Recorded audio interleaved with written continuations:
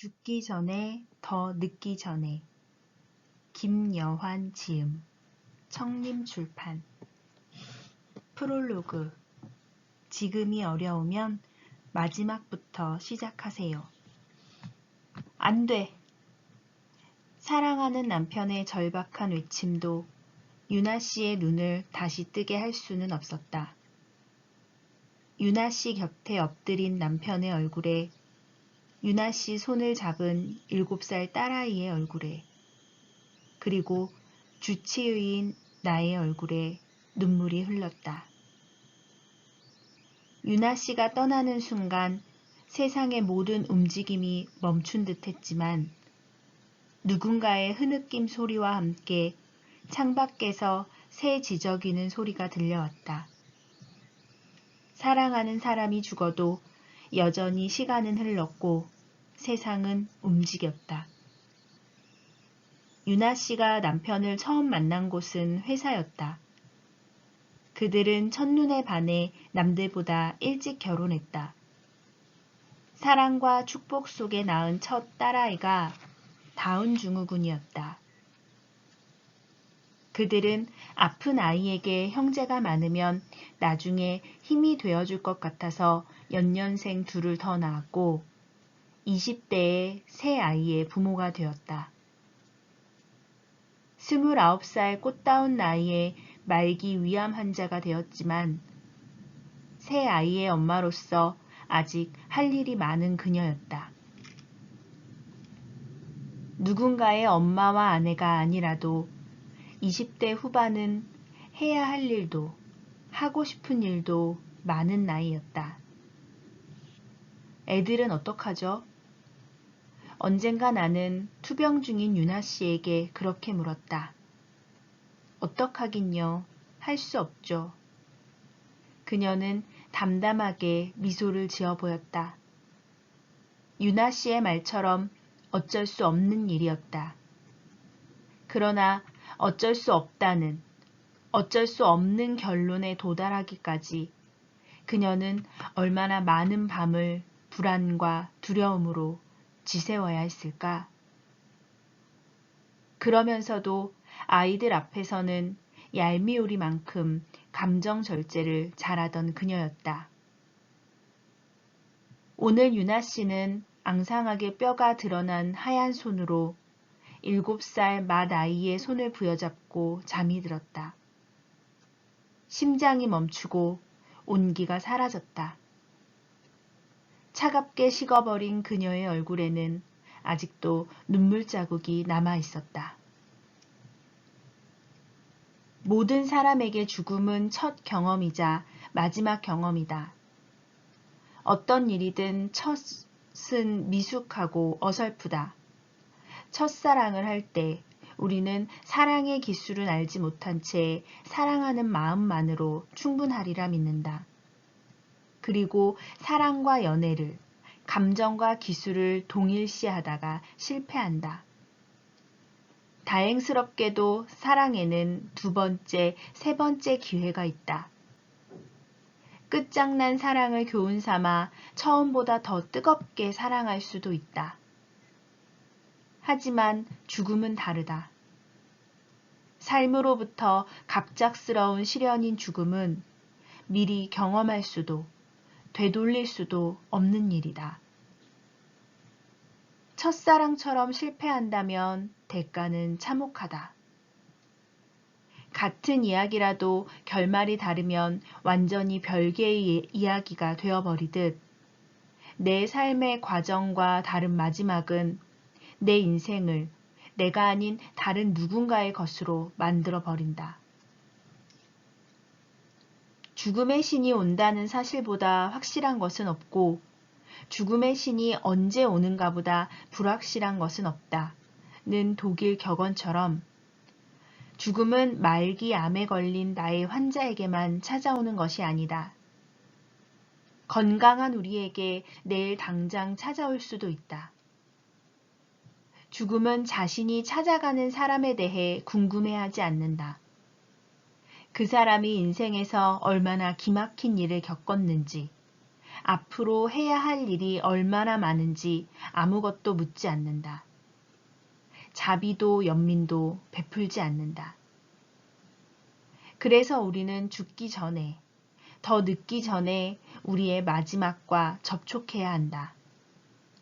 한 번도 만나지 못했고 앞으로도 만날 가능성이 없는 연예인의 일상은 꿰고 있으면서 또 한 번도 입 밖에 내지 않을 영어 단어를 외우는 데는 많은 시간을 허비하면서 정작 우리가 한 번은 가야 할 죽음의 길에 대해서는 생각조차 하고 있지 않다는 게 얼마나 아이러니한지.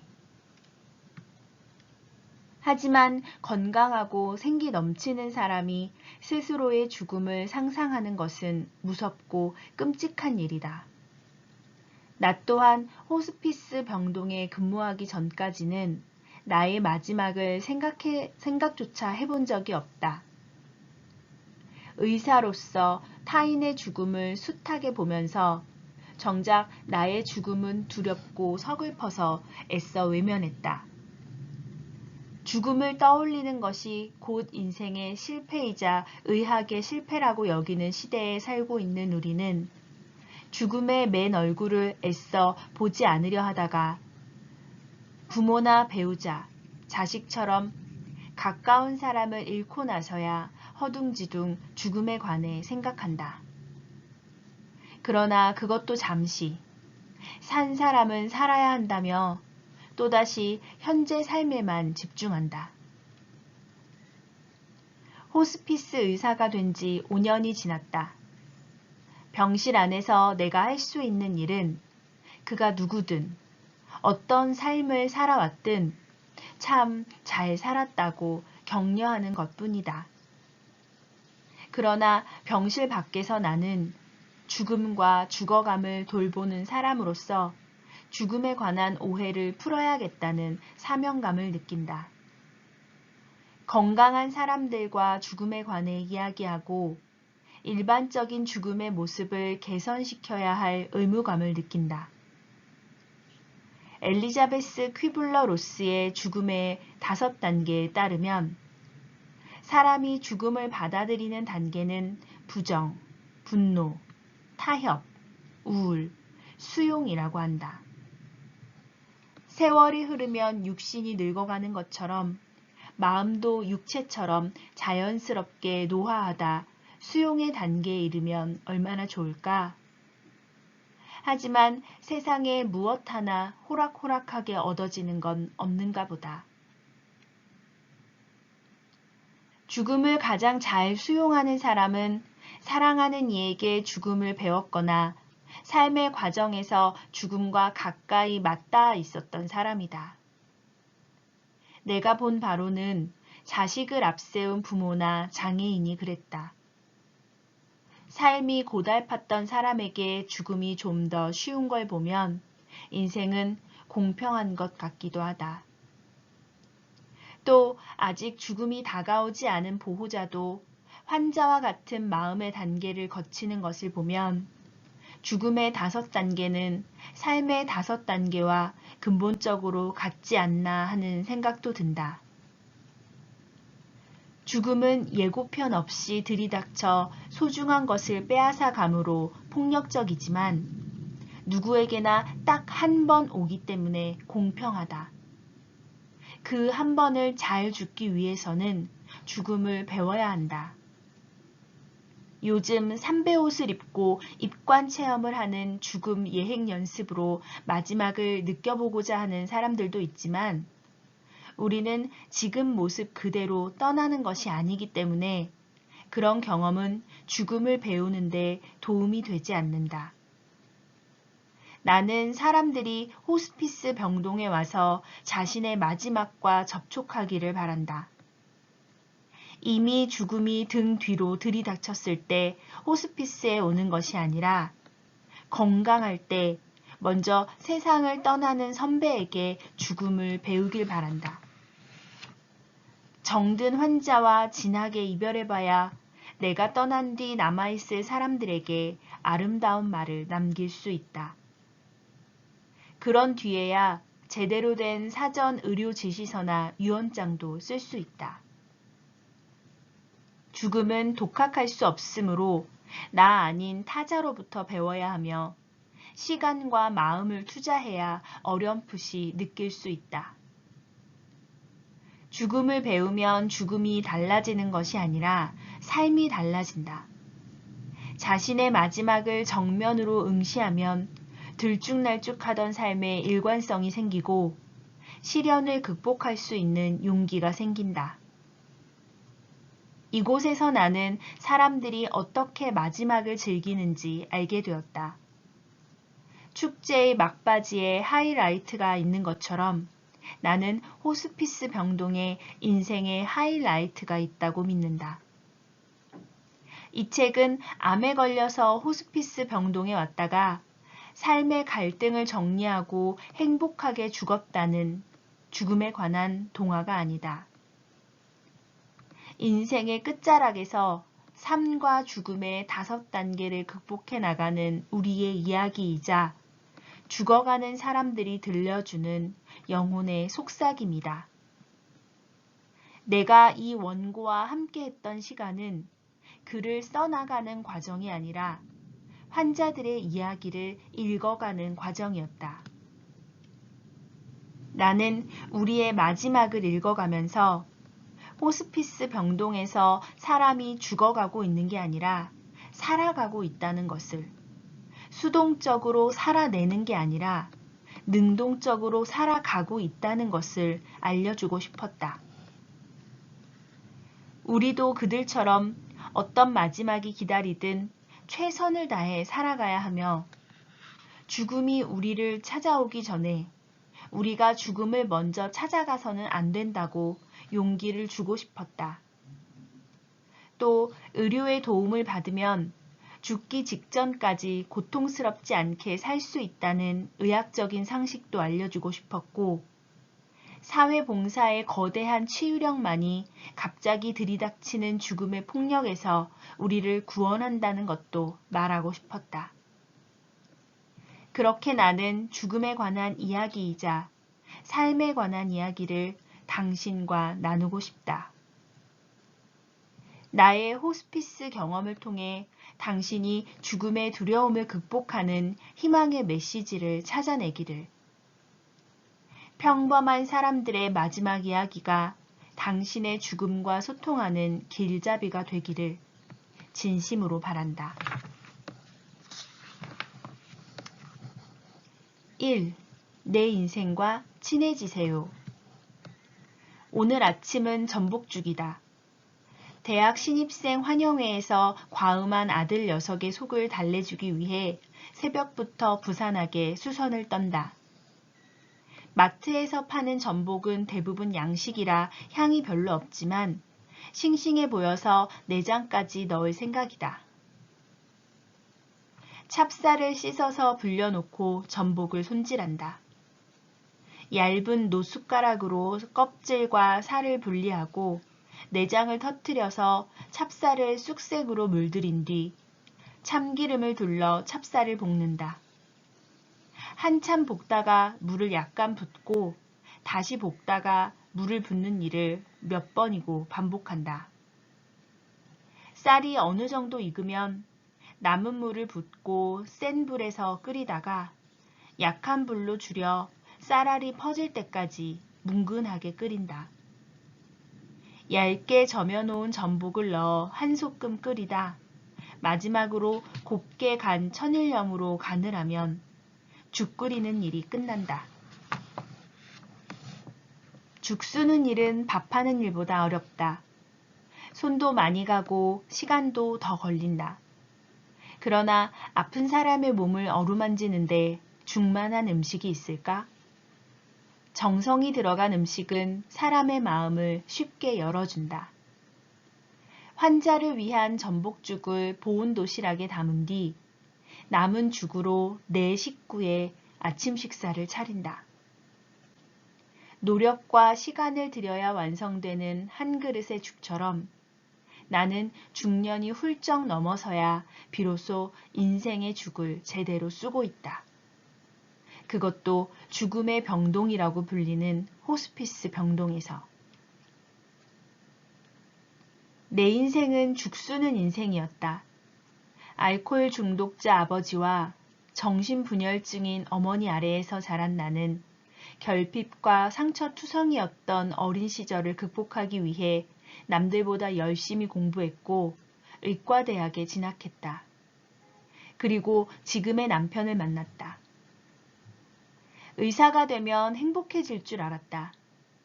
결혼을 하고 가정을 꾸리면 행복해질 줄 알았다. 경제적 여유가 생기고 큰아이가 중학교에 입학하자 나는 미루어둔 의사 수련 과정을 시작했다. 내일을 위해서 무엇이라도 해야 했다. 행복해지기 위해서는 남들보다 경제적으로, 사회적으로, 지적으로 우월해야 할 것 같았다. 내 나이 40 무렵의 일이다. 늦은 수련 생활은 매일 눈물을 짜야 할 만큼 서러웠다.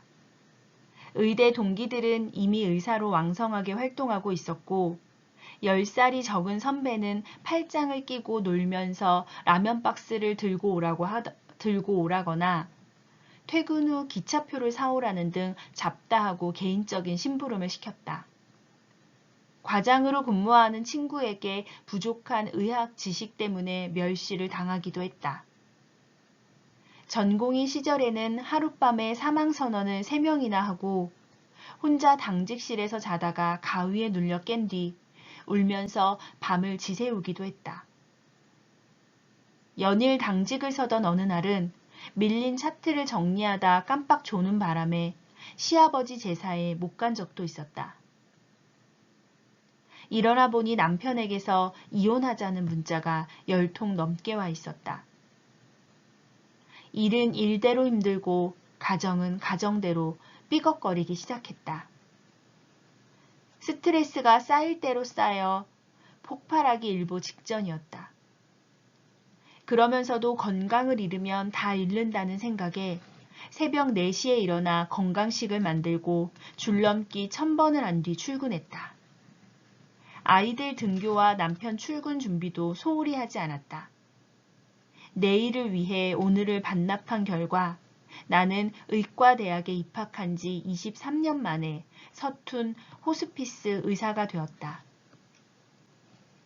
당시 내가 고달픈 수련의 시절을 견딜 수 있었던 건 오늘을 보상할 미래가 있다고 믿었기 때문이다. 하지만 나는 그 과정을 거치는 동안 정말 불행했다. 내가 믿었던 미래가 왔기에 망정이지 그렇지 않았다면 나는 어리석게 살다가 떠날 뻔했다. 호스피스 의사로 근무한다는 것은 색다른 경험이다. 죽음은 사람을 가리지 않기 때문에 별의별 사람을 다 만난다. 보호자 중에는 교도소를 몇 번이나 다녀온 전과자도 있었다. 그는 밤낮으로 술을 마시고 만취 상태로 나타나 엄마를 살려내라며 소란을 피웠다. 암이 뇌까지 전이된 의붓 아버지를 몰래 데리고 온 아들도 있었다. 두 여동생이 아버지에게 무관심하다면서 날마다 혼자 매일 병문안을 왔기 때문에 효자라고만 생각했는데 한 달 뒤 여동생들이 놀란 얼굴로 아버지를 찾아왔다. 오빠가 연락을 끊어서 아버지가 계신 곳조차 몰랐다는 것이다. 알고 보니 오빠가 유산을 독차지하려고 꾸민 짓이었다. 사회 경험이 별로 없던 나로서는 크나큰 충격이었다. 환자들의 사연을 보고 들으며 내가 깨달은 것은 우리의 인생이란 돈과 사랑이 촘촘하게 얽히고 설켜 있다는 것. 삶의 끝자락에서는 이제껏 감춰온 진실이 낱낱이 까발려진다는 것이다. 때로는 내가 근무하는 호스피스 병동의 14개 병실이 14권의 소설책처럼 느껴진다. 물론 환자들이 마지막 순간에 꺼내 보이는 진솔한 이야기를 단순한 이야깃거리로만 취급해서는 안 될 것이다. 따뜻한 이야기는 따뜻한 대로, 안타까운 이야기는 안타까운 대로 소중하다. 그들이 꺼내놓은 이야기 하나하나는 우리가 마땅히 살아가야 할 지표가 된다. 죽음을 지켜보면서 삶을 알게 되는 것이다. 사람들은 죽음에 가까이 다가간 환자들이 고통에 몸부림치다 심장이 멈출 거라고 막연히 상상하지만 그렇지 않다. 떠나는 이들은 남은 이들을 걱정하고 건강한 봉사자는 낙엽처럼 말라버린 환자의 육체를 어루만진다. 호스피스 병동에도 삶이 있는 것이다. 5년 동안 800명이 넘는 환자들을 떠나보내며 나는 나의 마지막을 상상하고 이제까지의 삶을 돌아볼 수 있었다. 그리고 내 불행의 근원은 내게 주어진 삶을 있는 그대로 받아들이지 못했던 탓이라는 것을 깨달았다. 내가 가졌던 수많은 목표, 경제적 풍요, 지적 우월, 공부 잘하는 아이, 자상한 남편과 부모는 내 욕심이 만들어낸 허상이 아니었을까? 나도 언젠가는 나의 환자처럼 임종실의 주인공이 될 것이다. 인생이라는 웅장한 공연의 커튼이 내려가는 순간 나는 무엇을 뜨겁게 느끼면서 육체와 이별해야 할까? 오늘을 살아가는데 급급하며 죽쓰는 인생을 살았던 나는 호스피스 병동에서 죽음과 죽어감을 지켜보며 갖지 못한 것을 가지려고 고군분투하던 삶에서 벗어났다. 삶은 신생아실에서가 아니라 호스피스 병동을 아는 데에서 시작된다.